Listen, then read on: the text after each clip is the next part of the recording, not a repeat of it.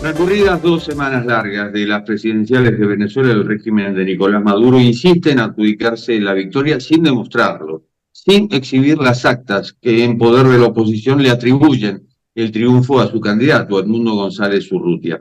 El virtual fraude, consumado por medio de los 3 poderes del Estado, fue confirmado, entre otros, por el Centro Carter, testigo presencial de comicios que no se adecuaron a parámetros y estándares internacionales de integridad electoral, textuales palabras, y que, por tanto, no pueden considerarse democráticos. Fascismo, redes sociales, organizaciones no gubernamentales, odio. La Asamblea Nacional de Venezuela, controlada por el régimen también, ha allanado ahora el camino para la aprobación de polémicas leyes que apuntarían a incriminar a la oposición. Maduro fue proclamado presidente con el 52% de los votos para un tercer mandato de 6 años, es decir, hasta 2031. La oposición, liderada por María Corina Machado, reivindica la victoria de González Urrutia y considera que el régimen está utilizando palabras como golpe de Estado y una guerra civil, e inclusive la posibilidad de que sean arrestados los líderes de la oposición. La eventual reelección, por llamarla de algún modo, desató protestas de todo tipo que dejaron hasta ahora 25 muertos, 192 heridos, 2.200 detenidos, en medio de llamados de Estados Unidos, Europa, varios países de América Latina, para que el Consejo Nacional Electoral presente el escrutinio detallado de las elecciones. Estamos con Juan Antonio Blanco, que es historiador, exdiplomático, experto en negociación de conflictos y presidente del Laboratorio de Ideas Cuba Siglo XXI. Juan Antonio, bienvenido. Y la primera pregunta es, ¿cómo ve la situación en Venezuela? Bueno, muchas gracias por la invitación. Eso lo puedo contestar muy rápidamente. La veo mucho mejor que hace 2 semanas atrás. O sea, durante bastante tiempo hubo un debate, incluso de gente que simpatiza con un cambio democrático en Venezuela, sobre si era correcto, acertado o no, si valía la pena o no ir a un ejercicio, entre comillas, electoral contra el régimen de Maduro, porque se sabía que este régimen no iba a aceptar una derrota, que iba a hacer todo lo posible por hacer trampa. De hecho, el Centro Carter no solamente se refirió al resultado de las elecciones, se refirió a todas las trampas que hicieron por el camino cuando no le dieron tiempo a la oposición para dirigirse directamente a la población, etcétera, etcétera, etcétera. O sea, todas las reglas del juego se las saltaron. Y la última que pretendían saltarse era la de presentar unos votos fraudulentos. Pero la oposición, en este caso, que es una nueva oposición, esto no se puede comparar con la oposición de la época de Juan Guaidó, que era parlamentaria, etcétera. Esto es una oposición de masas que ha incluido a las bases históricas del chavismo en esa oposición.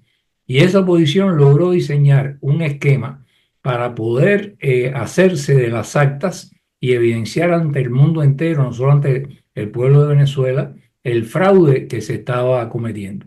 Curiosamente, según declaraciones de María Corina y de otros dirigentes que estuvieron a cargo de esa operación, el 75% de los centros electorales, ellos pudieron obtener en ese 75% las actas gracias a la colaboración de los militares, capitanes, tenientes, subtenientes, sargentos, soldados, que estaban a cargo de impedir que ellos pudieran entrar y que ellos pudieran acceder a esas actas. Luego, esta discusión que hoy se tiene, ¿qué harán los militares? Los militares ya empezaron a hacer cosas. Los militares conservan entre 11 y 12 ministerios dentro del actual gobierno de Venezuela. Pero los militares no se pueden reducir a la cúpula militar corrupta, comprada por el sistema. O sea, en Cuba nosotros tenemos ejemplos incluso históricos. La revolución del 33 fue la más, digamos, sonada ante la del 59. En ella tuvo una participación fundamental el elemento del estamento militar bajo, y la dirigió esa insubordinación un sargento taquígrafo que se llamaba Fulgencio Batista, que después se convirtió en presidente de la República, democrático en aquella época y democráticamente electo. Incluso la Constitución del 40, muy democrática, fue adoptada en época de su mandato, y después se volvió un dictador cuando quiso retornar al poder por vía de un golpe de Estado. Y una cosa que escuché recientemente a Beatrice Rangel, que me llamó mucho la atención, ella dice que es preferible no llamar a esto un golpe de Estado por parte de Maduro, que es preferible llamarlo una confiscación de la soberanía del pueblo, porque eso sí está estipulado como un crimen internacional, mientras que un fraude en las elecciones no está cubierto por alguna regla específica internacional. Venezuela, al igual que Nicaragua, siguen el modelo de la dictadura cubana. Sí, cada una con sus especificidades, por supuesto, pero en el caso sobre todo de Venezuela, ha habido un proceso muy singular de coloniaje de Cuba, que era un país, digamos, más pequeño, menos rico, más depauperado en aquel momento que Venezuela, que ha logrado mediante la infiltración de la superestructura de poder, mediante primero el golpe de lograr ganar unas elecciones democráticamente a través de Chávez y después apuntalarlo, cooptando por una parte a la población con políticas sociales progresistas en aquel momento, mientras robaban el resto del erario nacional, y por otra parte cooptando todas las estructuras de mando de la inteligencia, las Fuerzas Armadas, etcétera.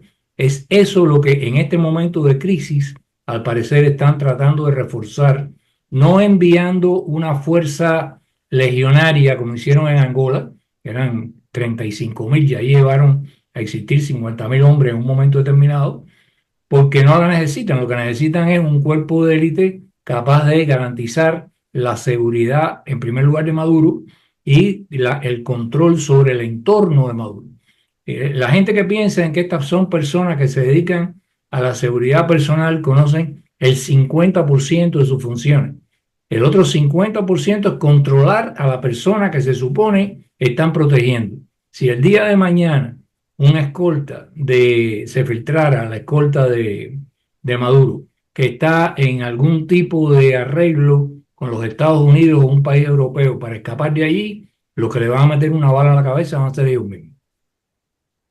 Usted es experto en resolución de conflictos y la pregunta del millón es ¿cómo se resuelve este conflicto? Bueno, usted sabe tanto como yo, porque usted también es un gran experto en relaciones internacionales y en negociación, que mientras hay una cosa que los negociadores llamamos BATNA en inglés, Better Alternative to a Negotiated Agreement, o mejor alternativa a una solución negociada. Mientras Maduro crea que él tiene una mejor alternativa a tener que negociar su salida, pues se va a fincar en el poder y va a hacer todo lo posible por mantenerse ahí.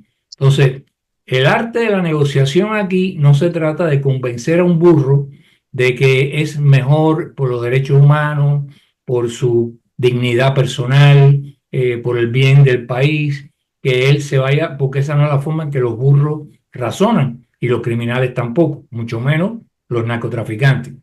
A él hay que llevarlo a esa conclusión de que no tiene un BATNA por vía de una combinación de incentivos para que pueda buscar una salida y de gigantescas presiones que él crea que son creíbles. Por ejemplo, hay personas que creen que todas las cosas que se lograron en Sudáfrica fue por la vía pacífica, por la vía, digamos, de la resolución pacífica de conflictos, o las que lograron incluso, por ejemplo, los propios afronorteamericanos en Estados Unidos. Y cuando uno escarba la realidad, se da cuenta de que eso no es tan. O sea, cuando los surafricanos estaban resistiendo un boicot internacional muy efectivo, no era un boicot de un país, era un boicot de la comunidad internacional, que era económico, financiero, comercial, pero al mismo tiempo las tropas cubanas apoyadas por todo el andamiaje ruso, incluida la inteligencia de sus satélites, estaba ya en el borde de la frontera y había derrotado a las tropas surafricanas antes de haber llegado hasta ahí. Y dentro de Sudáfrica, el ANC, que tampoco eran carmelitas descalzas, estaban también realizando una cantidad de acciones violentas que iban increciendo. Ante esas circunstancias, las opiniones podían haberse dividido, y de hecho se dividieron en un momento en dos. Buscamos una salida pacífica y nos aseguramos que todos nosotros vamos a tener un futuro en Sudáfrica, los blancos me refiero, o nos atrincheramos hasta el final. Gracias a Dios prevaleció la opinión más razonable de Leclerc, que no había sido menos racista ni menos represor que los demás, pero que tuvo la lucidez en ese momento de reconocer que estaba en un callejón sin salida. ¿Podemos llevar a Maduro a esa situación sin una presión creíble de que más allá de las negociaciones se está jugando su existencia? Eso es lo importante. De lo contrario, ninguno de estos personajes va a acceder por mutuo propio a una cosa que es más razonable, más humana y más ética, como sería acabar de ponerle fin a este capítulo venezolano. ¿Cuánto pesa el reconocimiento internacional, en especial de Rusia y de China, que son miembros del Consejo de Seguridad de Naciones Unidas? Pesa para bloquear las soluciones de los canales internacionales que debían ya hace rato haber actuado. O sea, nada más que por la resolución sobre la responsabilidad de proteger, que permite, legitima intervenciones internacionales humanitarias, que fue aprobada en el 2005 en Naciones Unidas. Nada más que por eso, ya era hora de que Naciones Unidas y su Consejo de Seguridad hubiera puesto orden en Venezuela. Pero ellos cuentan ahí con la solidaridad de Rusia y de China. Entonces, esto obligará a los países democráticos, a los países de la región que se ven amenazados de múltiples maneras, siempre han estado amenazados por iniciativas de desestabilización subversiva por parte de Caracas y Cuba, pero ahora se ven amenazados por otra ola de inmigrantes que van a desestabilizar la situación de gobernabilidad financiera, económica de sus países. Entonces, va a haber que hacer algún tipo de coalición aquí. Y yo no estoy pensando en Colombia, Brasil y México. Estoy pensando en algo un poquito más grande, como lo fue el grupo de Esquipula o el grupo de Contadora en su momento, cuando la guerra en América Central, que actúe de conjunto y que escale la situación de presiones hasta donde tenga que escalarla para lograr de que estas personas reconozcan que no tienen otra salida que negociar una transición pacífica. Me queda la duda sobre la ausencia, en este caso, en una supuesta coalición, de Brasil por un lado, de México por el otro y de Colombia, país fronterizo, que curiosamente es el que más inmigrantes venezolanos recibe.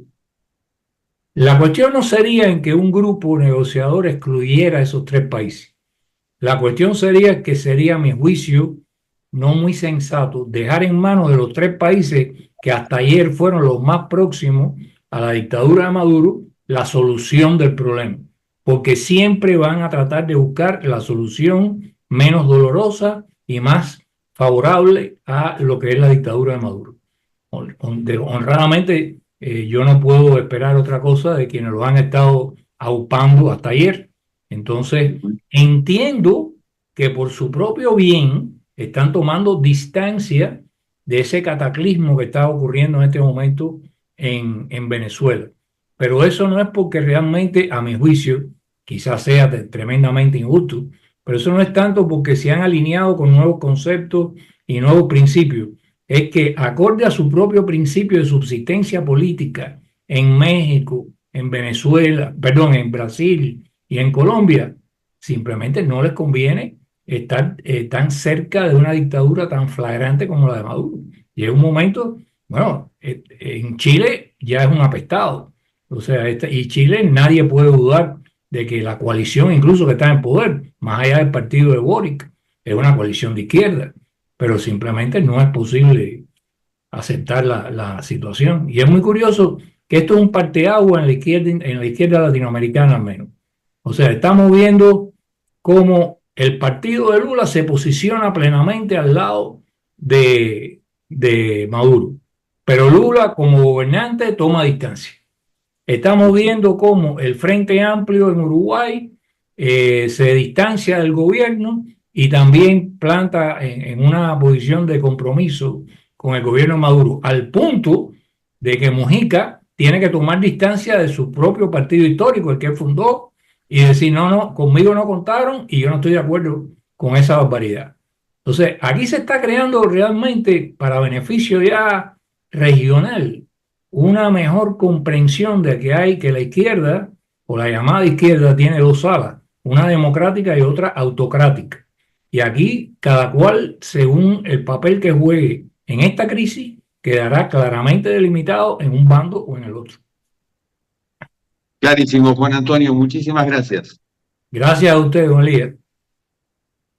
Y esto ha sido Cuarto de Hora, el programa de Cadal TV que se retransmite en el canal E de Buenos Aires. Nos encontramos en la próxima. Chao.